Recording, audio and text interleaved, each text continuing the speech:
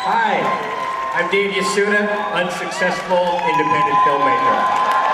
I worked on 2 independent films, and other than my daughter, who's in the audience here somewhere, I think the odds are very low that any of you have heard of them. Anyway, I'm not talking about movies that I shot on my iPhone at the company picnic. These are actually real films that had a real budget, a real crew, and you might know 1 or 2 of the actors. Just to really establish my level of unsuccess, though, I want to tell you about a film I worked on called The Five. And it was a great film, great experience, went direct to DVD. Got a call from my mom, hey, I got your film on Netflix, which was awesome. And she goes, I love Jeff Daniels. I'm like, Jeff Daniels? I don't know what you're talking about. Mom didn't get The Five when she got her DVD in the mail. Mom got this movie. Anyway, so let's cut to the meat of this presentation. Based on my unsuccess as a director and producer, I want to talk to you, give you some hints on how you can miss out on all the glitz and glamour of Sundance and cut right to unsuccess. So first of all, write your screenplay play as fast as possible. Your screenplay is your foundation of your independent film. It's everything. So don't spend that much time on it. So, the thing that's important about a screenplay, a really great whoa, I wanted to say Bruce Springsteen. A really great screenplay does a lot of things for you. It shows you everything, it guides the project. Now, in the case of The Five, Boise's own Jason Appleman wrote our screenplay, and he was given 2 weeks for the first draft. And we only had about 4 more weeks before pre-production, so that left a lot of holes, and we worked hard to fill them the whole time. Tip number 2, focus on production. I think that microphone's too close. Production, AKA shooting your film. That's the really fun part. You get cameras and gear and you go out and everybody is working hard to get everything in the can. Now you have pre-production, production, and post-production. If you focus on production, those other 2 get a little neglected. And that could mean, for example, in your post-production, when you're editing your film, you might not have allotted enough time or money. So remember, don't want to be successful? Focus on production. Mess around with cameras. You can also worry about things like, should I buy Oreos or generic chocolate sandwich cookies for craft services? All right.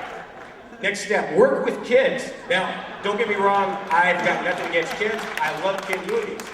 But one way to really save a lot of, when you're in an independent film and you want to make up time, you work long hours. Kids can't work long hours. 16-hour work days kind of suck for everybody, but especially for kids. Now, if you want to really be wacky, throw in a dog too. In the case of The Five, we actually had a canine sidekick in the original script, but we didn't want to be that unsuccessful, so we cut it. You can also work with special effects. We had a bunch of them, and I'm a kid from Caldwell, and I can tell you, blowing up things on set is awesome. But you might want to hold that back if you want to not be quite as successful. So anyway, let's see. Tip number 4, use as many locations as possible. Because the cool thing about locations is it adds a richness and a visual depth to your film, and you want that. But every location you add adds another level of complexity to what you're doing, and that can be bad. So in this case, you can be all over the place, and just remember, I'm not saying only make films like My Dinner with Andre. You can't have more than 1 location. But do try to, for unsuccess, sky's the limit. Shoot the works, guys. Tip number 5, create false deadlines. Filmmaking is one of those things that is long. It takes a long time to make a movie, right? So you get impatient. So what are you going to do? You're going to crash through and get that thing knocked out. And it's really easy to forget that time is money. You're an independent film, you don't have a lot of cash, so let's just go ahead and make false deadlines and get stuff done and not really polish it when you have that time to really take advantage of things. Now there's a downside. Many times you cut deals that are time sensitive, and if you do rush that deadline, you're going to pay for your impatience quite literally. Anyway, so those are my 5 quick tips on how to be an unsuccessful filmmaker.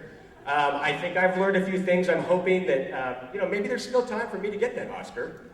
Or, you know what? I would settle for just having my mom watch a movie that I actually made. So filmmaking is a lot like life, you gotta go for the gusto, and sometimes you make mistakes, sometimes you win, sometimes you lose, and at the end of the day, hopefully you push ahead, learn a few things, And I'm hopeful that that's what's going to happen to me, and I can come back here someday and give a speech on how to be a successful filmmaker.